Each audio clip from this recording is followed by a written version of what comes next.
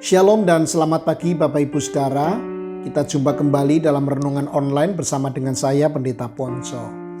Hari ini kita akan mulai dengan pembahasan kitab Amsal sesuai dengan rujukan dari santapan harian.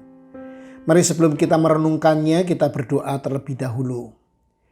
Bapa Surgawi, terima kasih untuk hari yang baru. Terima kasih untuk kesempatan untuk hidup dan menikmatinya. Berkatilah hidup kami hari ini. Tuntunlah jalan hidup kami dengan firman-Mu. Di dalam Kristus Yesus kami berdoa. Amin. Saya akan membacakan Amsal 1 ayat 7 yang saya yakin sebagai orang Kristen kita sering mendengarnya. Demikian, takut akan Tuhan adalah permulaan pengetahuan, tetapi orang bodoh menghina hikmat dan didikan. Hampir semua orang tidak ingin menjadi orang bodoh, karena orang bodoh gampang dibodohi oleh orang pintar. Kalau kita mengeluh, waduh kok aku bodoh banget ya, pasti kita tidak akan pernah tersinggung. Tapi kalau orang lain mengatakan kepada kita, kamu kok bodoh sekali ya, hampir pasti kita akan tersinggung. Inilah kontradiksi pada manusia. Jadi pada dasarnya kita tidak ingin menjadi orang bodoh, kita ingin menjadi orang pintar. Tapi menjadi orang pintar saja tidak cukup. Kalau pintar saja tapi ia membodohi orang lain, mencari keuntungan bagi diri sendiri dengan mengorbankan orang lain, sebetulnya dia lebih pas dikategorikan orang jahat.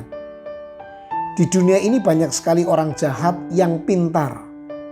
Dia punya banyak sekali cara atau trik untuk mengelabui orang lain. Baginya ia untung dan orang lain buntung. Alkitab tidak meminta kita untuk menjadi orang pintar, tapi menjadi orang berhikmat. Berhikmat tidak sama dengan memiliki pengetahuan, memiliki titel pendidikan S1, S2 atau S3. Berhikmat itu sebuah kecerdasan spiritual.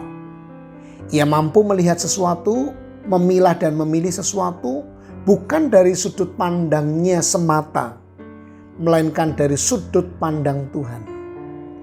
Itu sebabnya penulis Amsal memulai dengan hal yang paling mendasar bila kita ingin berhikmat, yaitu takut akan Tuhan. Bapak Ibu Saudara, takut di sini tidak sama dengan ketakutan. Dalam ketakutan kita memandang Tuhan sebagai sosok bengis. Kalau kita salah pastilah Dia menghukum kita. Sehingga hidup kita jalani dengan kecemasan dan takut salah, takut dihukum. Tetapi takut di sini lebih kepada sebuah sikap hormat kepada Tuhan, sebagaimana Dia adalah Tuhan atas hidup kita. Nah, ketika kita hormat pada Tuhan, pastilah kita akan lebih memperhatikan apa yang menjadi maunya Tuhan. Dengan begitu kita ingin mendengar apa sih yang Dia mau kita dengar dan taati. Maka takut akan Tuhan tidak dapat dilepaskan begitu saja dari kesediaan kita untuk selalu mendengar firman-Nya. Karena dari firman-Nya kita tahu apa yang menjadi kehendak-Nya untuk kita lakukan.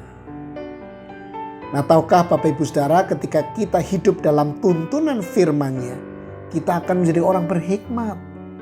Apa yang akan kita lakukan bukan semata menguntungkan diri sendiri, tapi bagaimana semuanya bisa mendatangkan manfaat atau berkat bagi orang lain, dan pada akhirnya hidup kita memuliakan Tuhan.